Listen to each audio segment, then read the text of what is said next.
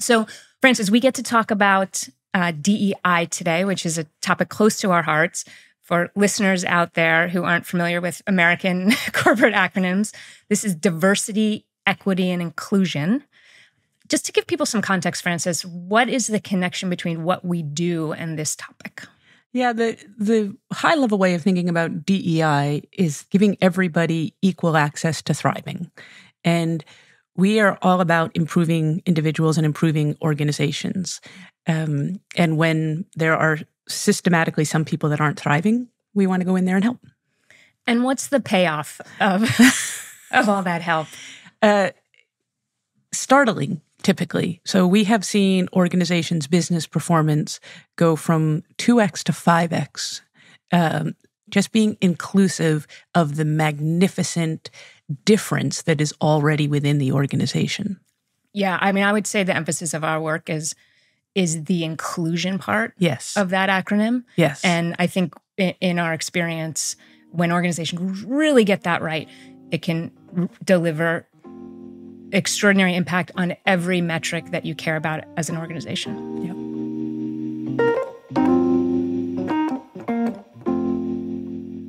I'm Ann Morris. I'm a company builder and leadership coach. I'm Frances Fry. I'm a professor at the Harvard Business School, and I'm Ann's wife. At Fixable, we believe that meaningful change happens quickly. Anything is fixable, and good solutions are often just a single conversation away. This is Fixable from the TED Audio Collective. That was Frances. I stole your line, baby. It's not going to be the last time.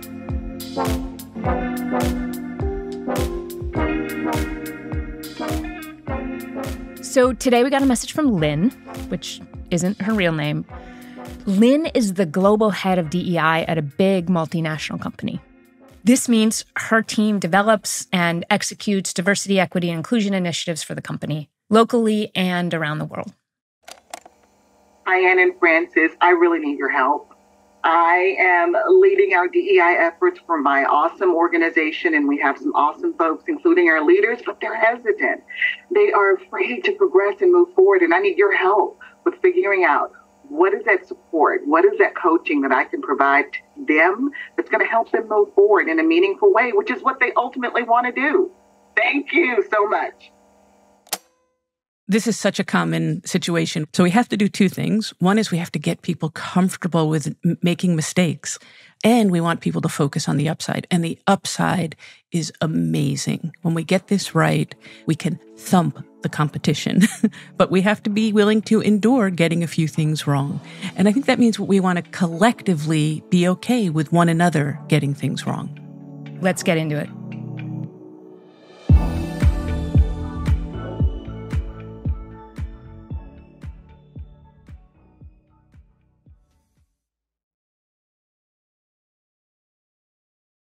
Lynn, welcome to Fixable. Maybe to kick this off, because Frances and I are really goal-oriented, and when I say that, I mean Frances. What would make this time most useful to you? Sure. Perhaps an approach that I could take to help leaders work through these two barriers that are presenting themselves. So we're focused on our executive leaders within my organization. And these leaders are really interested in embracing an inclusive lens of leadership and leading more through that inclusive lens in their decisions, especially around employee experience. There are two barriers. The head title is fear, and those subtitles are fear of mistakes or errors and not recovering or losing credibility. And the other subtitle is fear of knowledge, because they believe they should be the experts before they can progress forward. And so it's causing some credibility and trust issues with the colleagues. They don't see enough action from the leaders. Got it. Okay. Well, let's back up a little bit. Tell us roughly what the company does, what industry you're in, and what is your role in the machine of this organization? Sure. So the company is in the financial services industry, and our focus primarily is on consulting It's specifically in that HR space, Okay. a lot around benefits and org design and so on. So we help companies create these really robust, fantastic HR departments to service their employees. Wonderful. And what's your job? Interestingly, I consider myself a consultant too in the HR space, but my clients are internal. They're employees, and I lead our employee experience from the onboarding to the exiting of the org and making sure that is hopefully a productive, well-lived experience with our organization. Awesome. So tell us about the problem that inspired you to give us a call. We have been trying to work through solutions with our leaders to help them move the needle. And so we thought it was as simple as providing some structured education, right, around some of those key topics in the inclusive leadership space and leveraging some of the frameworks that exist. But we realized that that wasn't enough, that there's still this level of fear and anxiety. And I honestly don't know what's contributing to it on a leader, on an org level, on an individual level. I've had conversations with some of the leaders and I can speak to that. But I can't scale individual conversations. I need something that's going to address it on a wider level so that we can progress forward. Can you think of a recent example of when this fear really got in the way of progress? I can think about an example. I'm going to talk about it through one of our cycles, performance management. And so part of the performance management process that we conduct, which is this, the ratings, like most organizations, good or bad. And then we have calibration sessions with the leaders after the ratings have been loaded into the systems. And during one of the calibration sessions, one of our leaders was talking about two individuals who happened to be of the opposite gender, one male, one female, both high performers, both recent parents of small children. And the leader, with really good intent, made a comment and said, okay, Jack is a great high performer. I know Jack just had a baby, but I know Jack is on the track to progress and excel. And so we want to make sure we create those opportunities for him. Whereas Jane also just had a baby, but I really think Jane wants to stay home or spend less time at work and more time with her family. So my words, not his, I'm going to assume that Jane is no longer interested in staying on that high performer track. And so I'm going to now direct the focus towards Jack. And so that conversation was amongst a mixture of managers. And so unfortunately, some of that information got back to Jack and Jane. And so now that manager is really scared about having any other performance conversations. Right. I don't mean to laugh, but I totally, I feel the, didn't know I was making a mistake, learned I was making a mistake, and now just afraid to open the door. Now there will be. I'm just going to keep the door closed. There will be no more performance reviews. No, I'm just going to stay inside. Yeah. And this kind of anxiety is super common. We see it all the time in the work we do. That's a fantastic example. Beautiful, yeah. Any other recent examples come to mind? Because this really does bring the issues to life.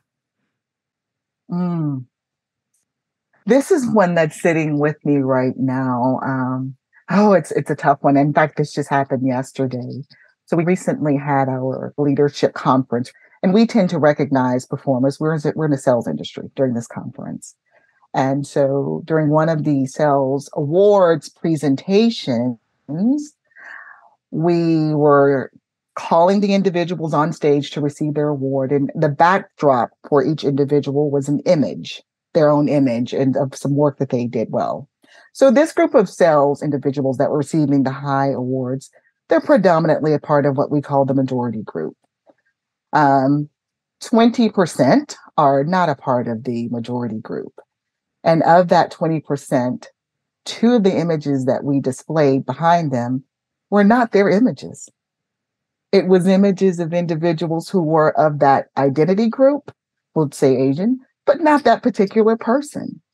And when we started researching with the leaders, they acknowledged, look, we were just trying to really get it done and we were working through it really quickly to get images up and we just didn't pay attention. We totally missed the mark and didn't pay attention. And so the two employees really were deflated by that. Yeah. This was supposed to be this really wonderful moment, right? For all of the hard work that they were getting their recognition for. And they were distracted by the fact that there was an image of someone who was a part of the same identity group, but it wasn't them.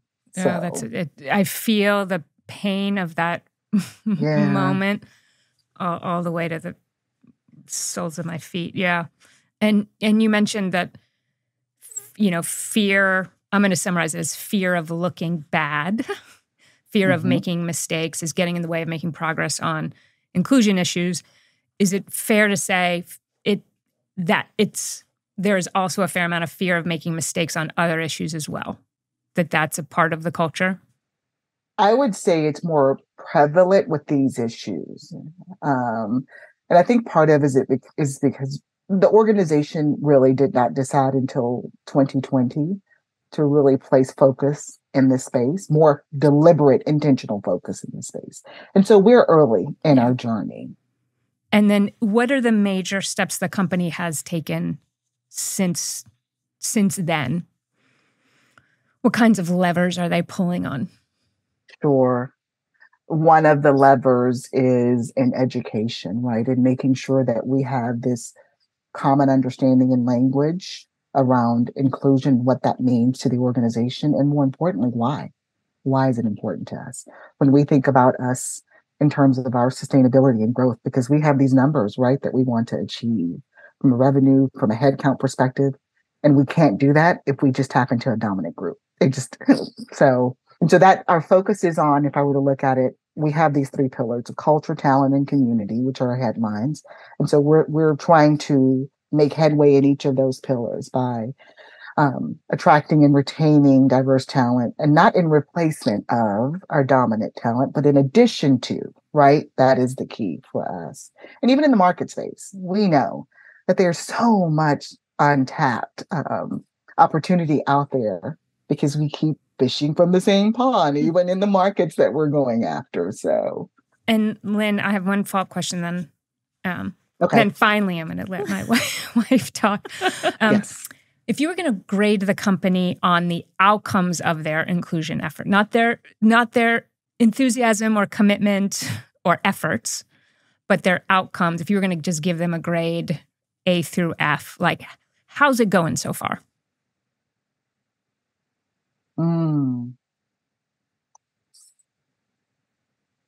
C. Okay. C minus. Yep. And what would an A game look like? And this is obviously through Lynn's perspective, Yeah, right? of course. So that's who we're talking to. Yeah.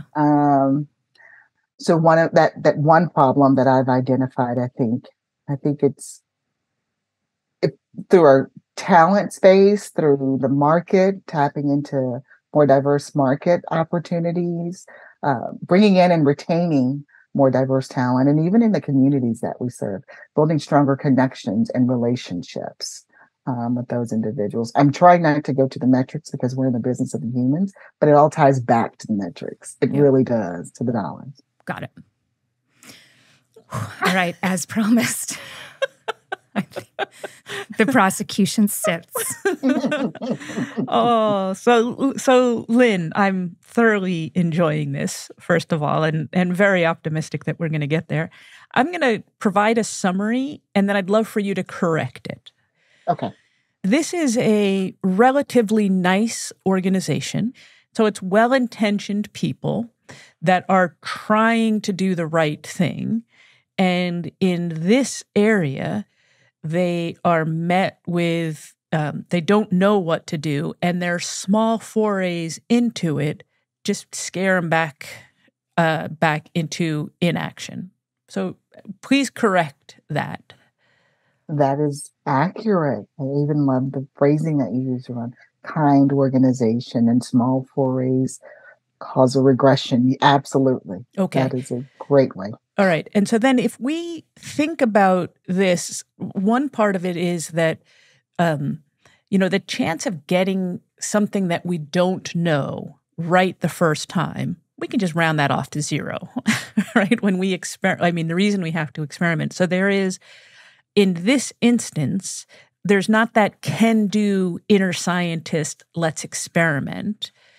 It's more fragile than that. And so we might have to do two things. One is if we use our inner scientist in other things, so if there's like supply chain problems or tech problems, you try one thing, it doesn't work, you try another. Like you just pivot quickly and go around it. But over here, the cost of getting it wrong is deeply personal. And so that's why we're not doing it. And I'm saying it as if it's a fact, but watching you to see if you're nodding or not. Yeah, that wonderful suggestion. Okay. That's just Frances egging you on for affirmation. Lynn, don't take the bait. Nonsense. All right. Got it. Thank you very much. And I thought you were going to be quiet. Okay. So we need to do two things. We have to affect their capabilities, like the wisdom to know what to do. And then we also have to affect their motivation. And their motivation right now is very self-centric. It's very protective-oriented. And so we have to shift their motivation from how do I feel after I try and miss it to how do other people feel after I try and miss it. So here's just a couple of ways to think about this. I would do the motivation first, which is in a conversation, if I was talking to the leadership group, I would be like, look, we are all going to make mistakes. Like, this is not a well understood field yet. So many companies are struggling with it, and we're going to get competitive advantage when we do it right. So we have to experiment here, and we have to create the conditions where experiments are exciting, whether the outcome worked or not. Now, part of that is the experimenter, the person who tries it, has to have resilience. I tried it, it didn't work. I have to try it again, it didn't work. So if I strike out, I still have to be willing to get back up to bat. And part of it is those for whom we experiment with, we have to lower the expectation that we're going to get it right the first time. So there is a message that has to be delivered to the whole community by the leadership team. So you can imagine the leadership team saying, look, what we can commit is we really want to get it right, and we're going to keep trying, but we're going to be clumsy. And I would use this kind of language for it, whatever novice language is, because we are clumsy right in the beginning. And I would acknowledge this is really personal. And so sometimes when we're clumsy, it's going to strike some of you quite personally. And we don't want you to suffer that silently. We want to learn from it. And so here are all the ways you can reach out to help us learn from it. And we commit to doing everything we can. But we need to learn quickly about those things so that we can improve. So the need for a feedback loop has never been more important in the organization. I would have that kind of conversation about the motivation and the stakes of it. And I would have the leadership team talk about that. How do you react to that, Lynn? I embrace that. I like affecting their motivation. I like using some of those terms like clumsy and really focusing on the feedback loop and lowering the expectation. It's also drawing a question, which I may be premature in asking this. I'm trying to think about, we provide the guidance and this message is out there. Knowing the leaders, they appreciate support systems. And so I don't know if that support system is more of a collective where the group of them are working together and kind of learning from one another and sharing their oops and their clumsy moments, or if it's more on an individual basis where it's one-on-one with a coach. I think you probably want to be a resource to them as a collective and individually.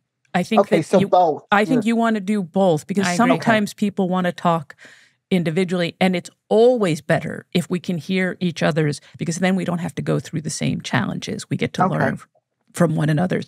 And that's where, you have conversations of what went well in this, like what felt good and what felt awkward this week. And it's so that when any of us get into them in the future, we can talk and try to make it less awkward. And I might use, those two phrases. It's not what went wrong. It's what felt awkward. Right. Yeah, I love that idea, Frances. I'm craving a working group moment that can happen on a regular basis where I understand the stakes of screwing up outside this space are high for me as a leader, but in this space, the stakes are lower. In this space, Lynn has normalized that we are imperfect humans leading imperfect humans, and we're allowed to come in here and talk about where we felt awkward, where we got it wrong, who has ideas from their own experience. I think that group learning moment can be a really powerful complement to the one-on-one moment, which still allows you to think that everyone else has figured this out. And you want them to experience you, and I'm sure they do, as developing them, not evaluating them. Right. Yeah. Yeah. So that any hint they get that you're grading them is going to shut them down. Right. And so if that summarizes the motivation part, now it's the capability part.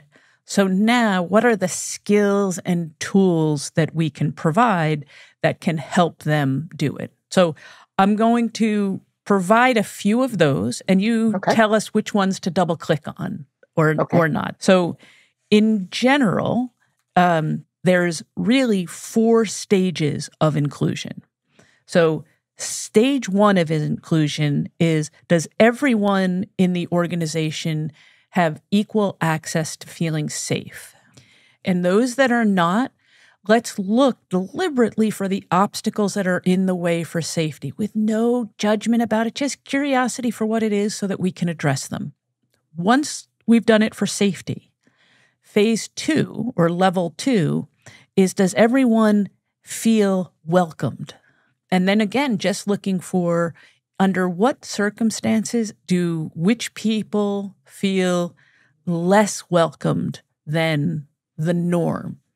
Once we get through safe and welcome, the next one we get to graduate to is that, do people have equal access to the soloist performance of their unique contribution?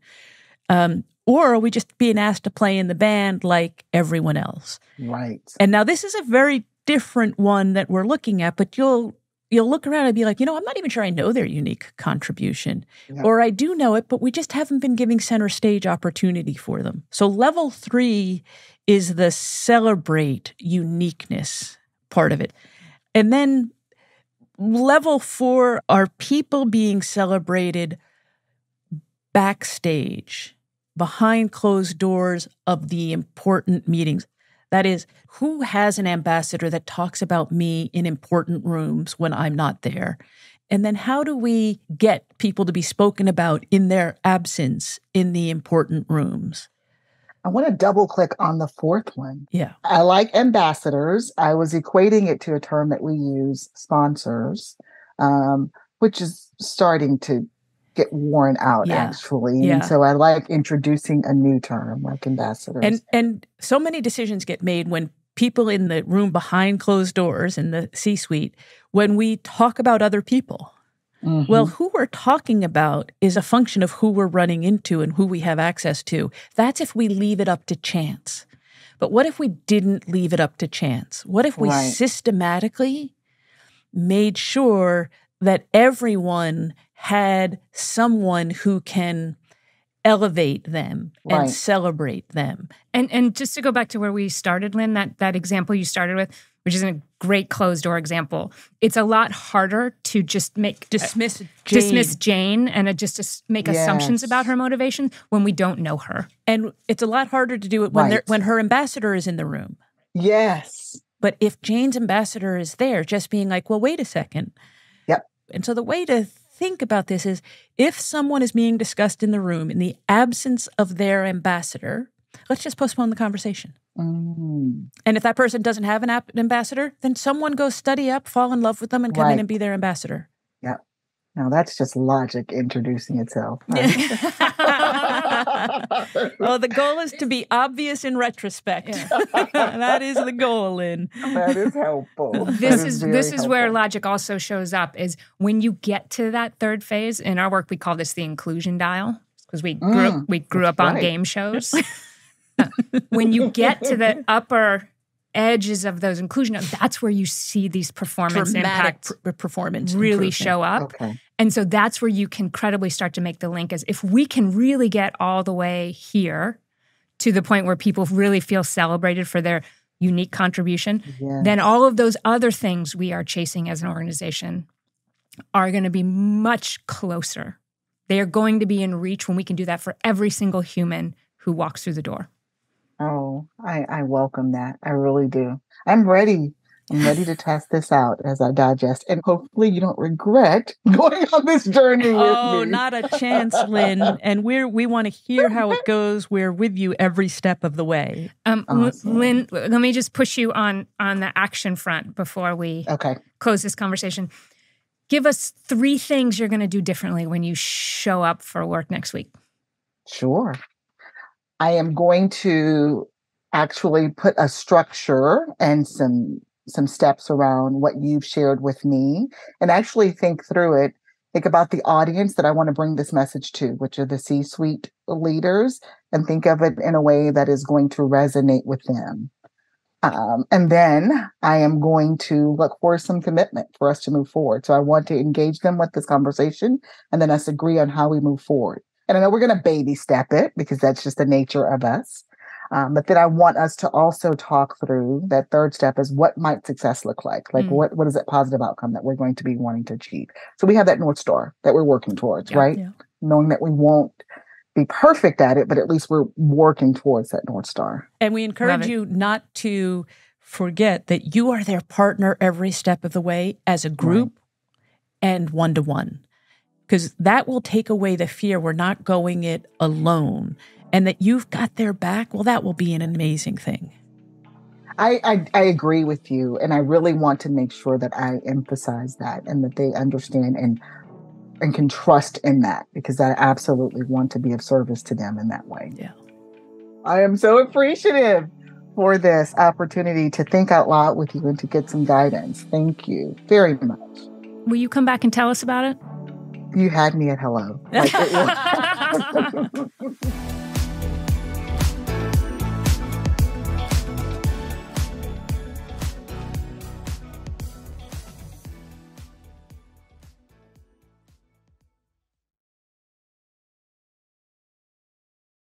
Frances, we make very strong statements about the people who get inclusion right, being able to thump everyone else. So tell us where your conviction comes from on that front. Yeah. So, all of the academic research, almost all of it, shows that we're better off with more diversity and more inclusion. And that's on boards of directors, on senior teams, for the organization at large. It's work done by business academics, social scientists. So that work is, I would say, mainstream now, which is really lovely. And part of why it's hard to get DEI right is because of something called the common information effect. Frances, why don't you tell us a little bit about that? So the common information effect, it's complicated, but here's the simple version of it. If we put people together that have some things in common and some things different, we tend to focus on what's in common.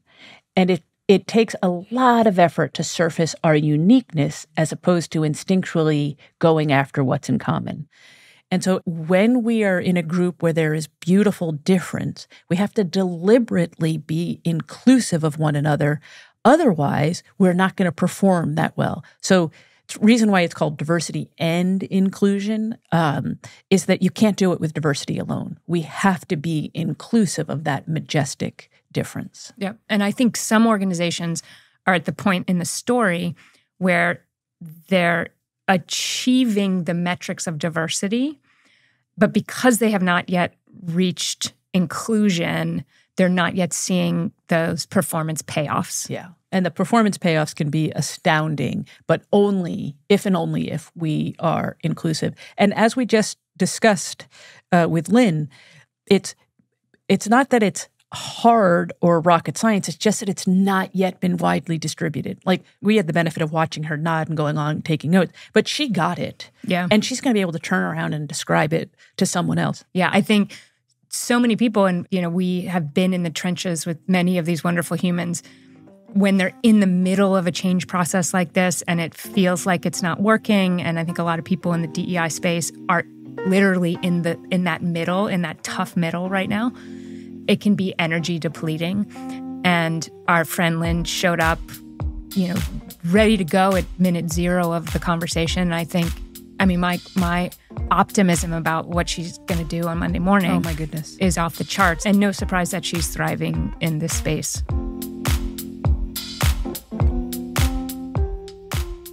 Thanks for listening, everybody. And we'd love to hear from you too. If you want to figure out your workplace problem together with us, please send us a message. You can do that via email, fixable@ted.com, or call us at 234-FIXABLE. That's 234-349-2253.